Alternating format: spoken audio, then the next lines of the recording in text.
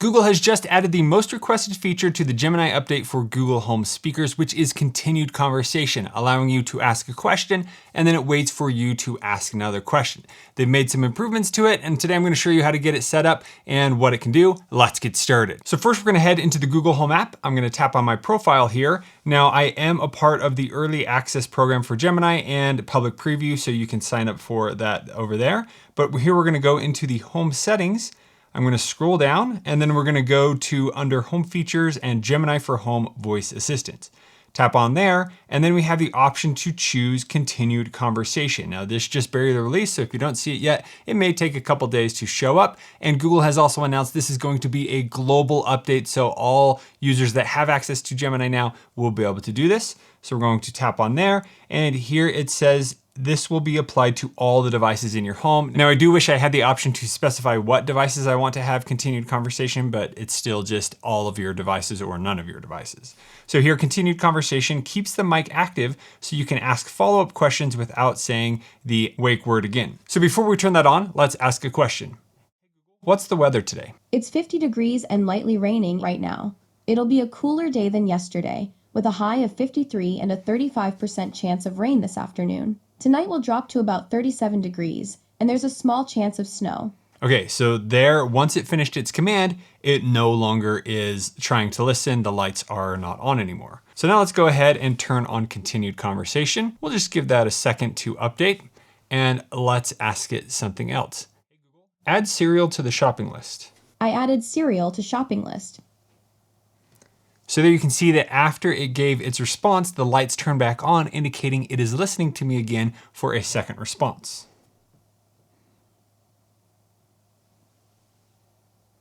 Now it's actually much smarter this time because it's aware of if we were continuing to talk about the last topic, if we were talking to it, or if we were trying to ask follow-up questions. So there you can see I started talking, but it actually didn't respond because it knew that I wasn't talking to it. So this is something we saw on Google Assistant where it would turn on for the follow-up question, and sometimes you would see a little bit of knowledge continuation from the previous question to the next. But now let's do an example of trying that out. So here we're going to go with the old Google Assistant.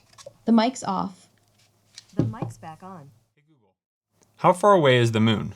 The moon is about 238,900 miles from Earth. How long does it take for astronauts to get there? On the website skyatnightmagazine.com, they say, it can take astronauts anywhere from 4 hours to 3 days to reach the space station, depending on the spacecraft used and the mission parameters. And how large is it?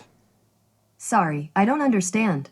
So there you go, a series of 3 questions. Second question, it didn't respond properly because I was talking about the moon, but then it went to the space station. So let's do the same questions over here with Gemini. Hey Google, how far away is the moon? The moon is an average distance of about 239,000 miles from Earth, which is roughly 30 times the width of our planet. And how long does it take for astronauts to get there?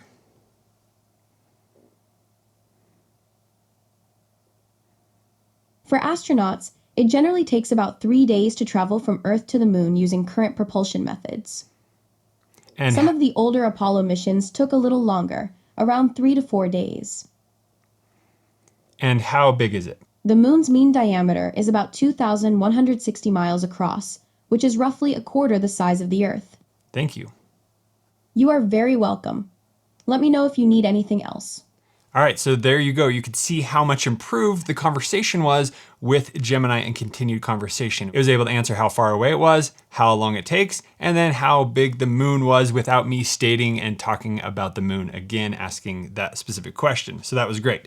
Then you saw at the end of the conversation, I said thank you. That's one way you can end a conversation. You could also probably say stop, and then the lights will disappear once it's no longer listening. And if you don't address it, it might just stop listening as well. So those are kind of how you end the conversation. But so far, very impressed with how that works. works. Now, this is different than the Let's Chat feature that is also available on Gemini. So that is a Google Home Premium subscription feature where you can talk to Google Gemini and say, let's chat, and it opens up the microphone where you can talk to it, it talks back, you talk to it, but it is a whole different model that it's using to be able to have that conversation where it's going to be diving deep into the conversation you're having, learning about what you're trying to do. Maybe you're trying to come up with a story or you're trying to plan some event. It's doing more of a brainstorming session with you versus answering little questions where continued conversation is more about the conversation, and each question could relate to the last, or maybe it's a new question. And this just makes it so that you don't have to activate it with the wake words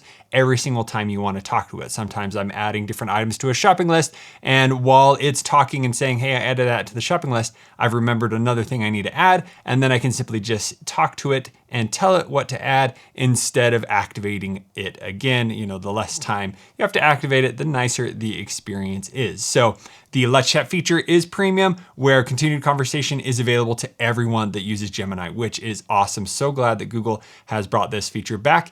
And I love how it has the improved smarts where it can actually understand the conversation you're talking about and continually talking about the same thing without getting distracted and talking about other conversations.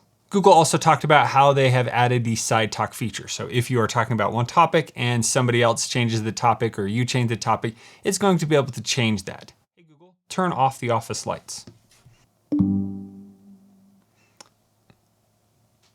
No lights really changed. That's okay. What is the weather on Saturday afternoon?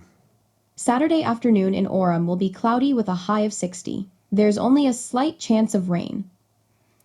Turn on the office lights.